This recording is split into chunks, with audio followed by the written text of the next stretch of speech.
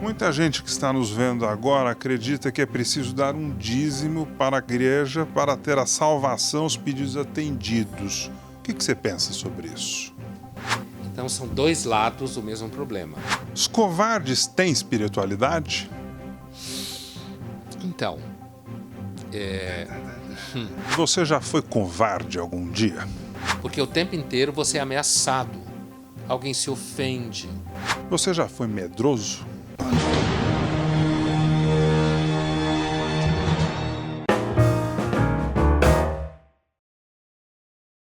Pondé, a venda da salvação em algumas igrejas evangélicas preocupa você? Então, Bonfá, pessoalmente, na minha vida do cotidiano, não. Porque eu tenho um certo temperamento, que às vezes eu faço inimigos por conta disso. Eu tenho um certo percurso pelo niilismo. Então, assim, se eu dissesse para você que no dia a dia eu estou preocupado com o fato que se vende salvação nas igrejas, eu estaria mentindo. No dia a dia eu não penso nisso. Entende? E eu acho que a maior parte das pessoas que diz que se preocupa também está mentindo. A diferença é que eu não minto. Então, assim, eu não sofro empaticamente com isso. Agora, se você me perguntar do ponto de vista de uma compreensão do cristianismo, de uma compreensão da busca espiritual das pessoas, então sim, me preocupa. Me preocupa porque a venda da salvação, no que me coloca quase do lado do Lutero, né? Em termos históricos. A venda da salvação nas igrejas é uma forma de comoditização da espiritualidade, que eu trato no livro, inclusive. E a comoditização da espiritualidade, ela, citando o meu amigo Ed Renekiewicz, grande pastor batista, de quem eu gosto muito. Aliás, ele já esteve aqui no programa, eu recomendo a entrevista, depois procurem na lista de vídeos. Eu acho ele um dos ministros mais inteligentes em atividade no Brasil. Ele fala que a comoditização ela prejudica a vida espiritual porque a comoditização coloca Deus no lugar de que Ele está servindo você. E, do ponto de vista da teologia judaico-cristã, você não busca Deus porque Ele vai lhe fazer alguma coisa de bom. Você busca Deus porque Ele é Deus. E ponto final. Então eu cito nesse sentido. Eu acho que a comoditização, que significa a venda da salvação nas igrejas, no caso evangélicas por conta da teologia da prosperidade, mas não acho que só os evangélicos incorrem nesse engano. Eu acho que nesse sentido de que é uma perversão da experiência espiritual, então me preocupa. Mas eu, pessoalmente, no meu dia a dia, não sou impactado por isso. Muita gente que está nos vendo agora acredita que é preciso dar um dízimo para a igreja para ter a salvação, os pedidos atendidos. O que você pensa sobre isso? Eu acho que a ideia de que você deve dar o dízimo para ter os pedidos atendidos é uma forma de abuso da espiritualidade. Isso é uma forma de venda.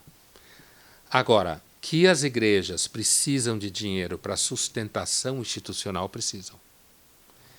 Então, são dois lados do mesmo problema. Você pode chamar de dízimo, você pode chamar de colaboração, você pode chamar de doação, mas as igrejas e as religiões em geral, elas têm uma dimensão. Eu escrevi uma coluna sobre isso na Folha, há alguns anos atrás, especificamente. As igrejas e as religiões, elas têm uma dimensão institucional material, e essa dimensão institucional material faz com que elas dependam de investimento financeiro. É que tem umas que obrigam.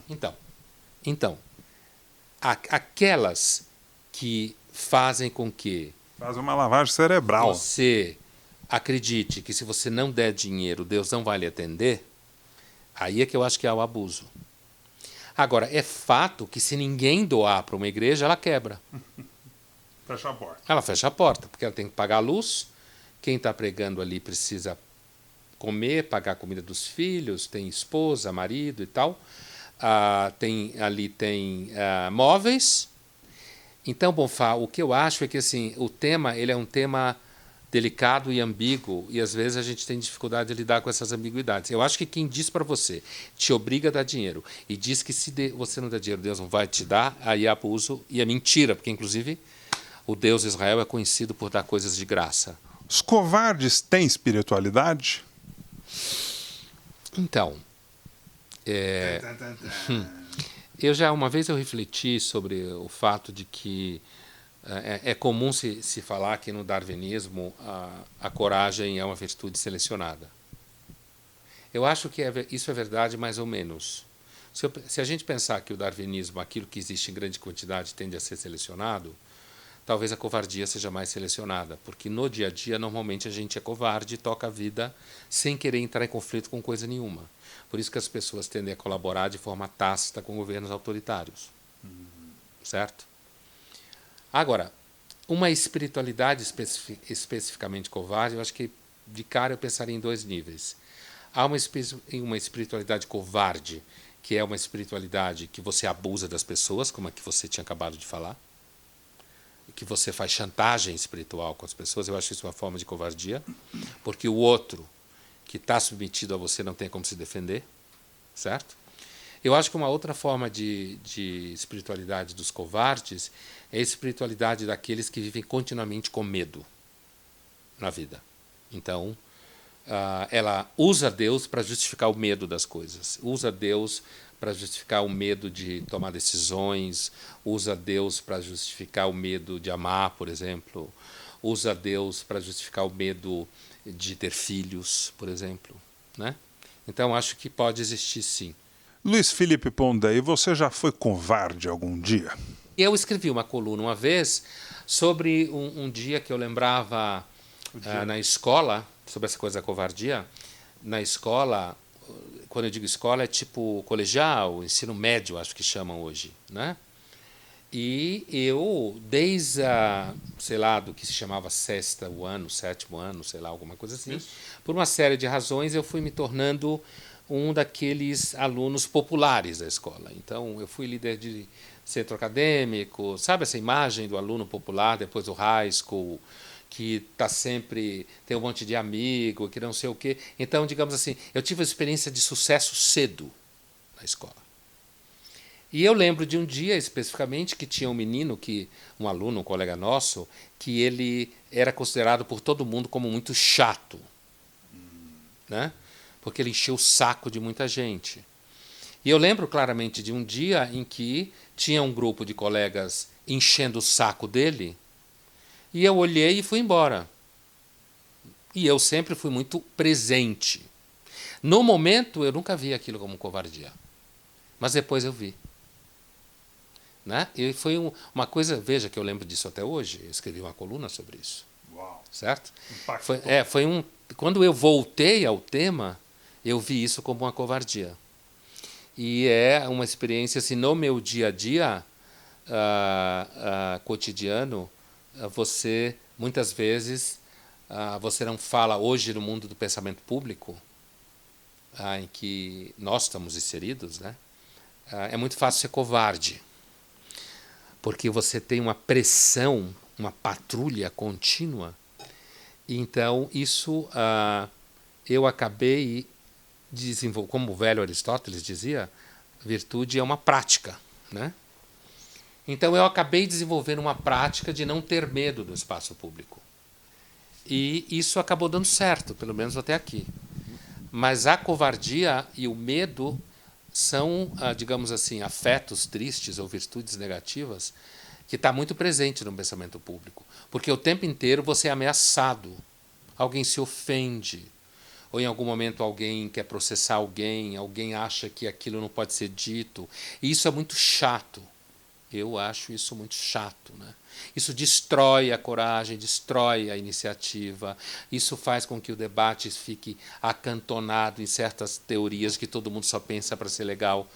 Então eu acho que a covardia é alguma coisa com a qual eu me meço todo dia.